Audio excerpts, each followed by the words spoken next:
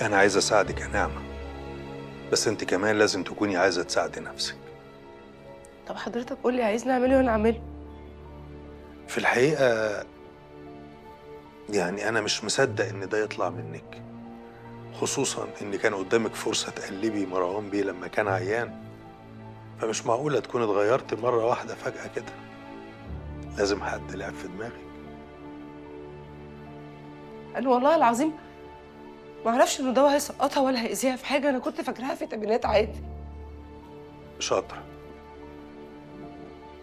خليكي بقى ماسكة في البق ده وهتاخدي 10 سنين. طب استنى بس والنبي معلش. بدل ما تضيع عمرك قولي لي مين اللي قالك تعملي كده؟ محدش قال لي حاجه.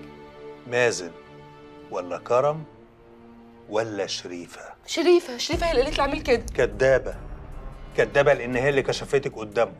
كانت بتمثل، دي بتضحك عليهم عشان تاخد بنت على قفايا عند زينات ومستر مروان. وانت بقى عبيطة صدقتيها رغم العداوة اللي بينكم والفيديوهات اللي بتعملوها لبعض. انت بتغرقي قلت تاخدي شريفة معاكي. مين اللي قالك تعملي كده؟ أصل لو مازن معشمك إنه هيبعتلك كرم يساعدك ويخرجك منها، يبقى بيربط دماغك علشان تفضلي ساكتة قدام النيابة. لا والله يا حرام، مستر مازن ما قاليش حاجه، هي شريفه والله اللي قالت لي اعمل كده. براحتك، شيليها لوحدك. على العموم لو غيرت رأيك قولي للباشا هنا وهتلاقيني معاكي.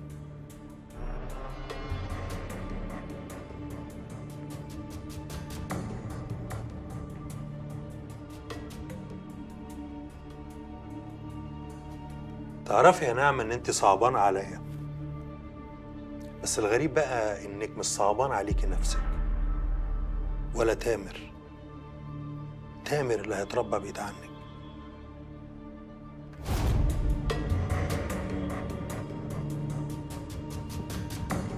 O/02 A/04 514.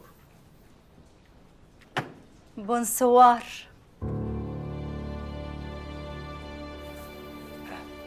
وسهلا. اتفضلي.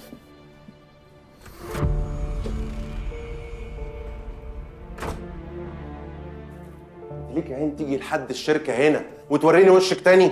مش في بينا اتفاق؟ اتفاق مين يا ام اتفاق؟ تلبسيني في خيط تقولي لي اتفاق؟ يا بجحتك. ما خلاص بقى يا مزونة، ما تقفرش الموضوع قوي كده، الحوار لبس في نعمة وانت خلعت منه.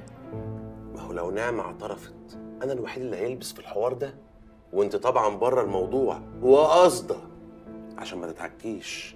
لا وايه؟ جايه تلعبها عليا وتكلفيني؟ هو حد قالك عليا ان انا عبيط؟ ده انا اوريكي ايام سودا خليكي تكرهي نفسك. لا خد بالك، الطريقة دي ما بتجيبش معايا. جرى ايه؟ انت دماغك سوحتك وكنت مفكر اني هعمل كده في اختي؟ امال وافقتي من الاول ليه؟ بشتغلك، قلت اخلص من نعمة واجيبك سكة، عشان لو موافقتش تنتج لي الفيلم انا اللي هقول لمروان مش نعمة. يبقى هتهدي المعبد على دماغك وما عندكيش دليل، فبلاش منها السكة دي. انت ما تعرفيش مروان، ما بتشوفيش منه غير الوش الطيب والكيوت. يمي كلت منك انا كده. لمصلحتك، لو فيك ذرة عقل تاكلي. يلا اطلع بره بدل ما اخبطك بحاجة في وشك. دي الناهية؟ بره يا زبالة الحواري، بره.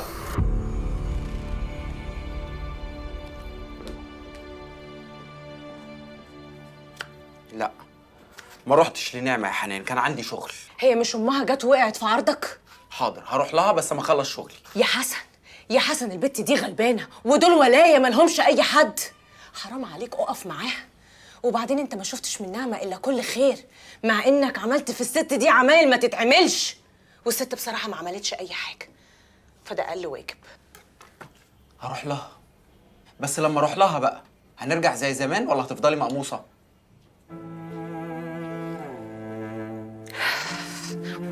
وسع، هو ده تقطيع؟ ده عك. ايوه بقى يا حنان، شكلنا هنرجع لايام المسبك ولا ايه؟ هنرجع ونتكلم لما تخرجها يا حسن. يا حنان يعني انت مش اختي بس يا حنان، انت امي كمان. والله انا من غيرك نطلت. كنت سمعت كلامي يا حسن وحسستني بقيمتي. هسمع كلامك وهروح لها، بس نرجع زي الاول. ماشي يا ابن امي وابويا، لما نشوف. اهلا. مستنيه بقالي كتير. يعني اعمل لك حاجه تشربيها معايا؟ لا شكرا. مالك؟ مفيش، كنت بفكر في اللي انت قلتهولي والمكسب اللي انت عايزه. وقصادي الحاجه؟ انا موافقة، بس ليا شرط. الفيلم عارف هعمله لك، متقلقيش. غير الفيلم، نتجوز الأول. وايه المكسب في كده؟ أنا مش ده اللي أنت عايزه؟ لا طبعا.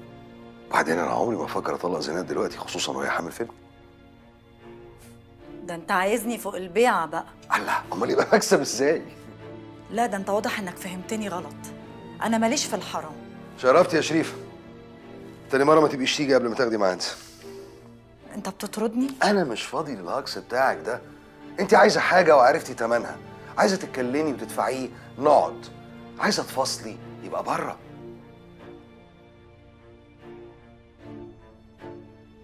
طب خلاص.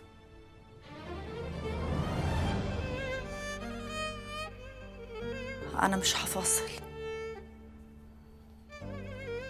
هستناك في شقتي في الوقت اللي أنت تحدده.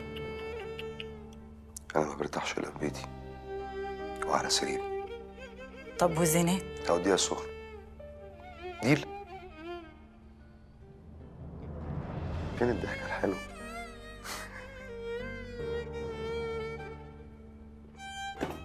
شريفة مش غبية،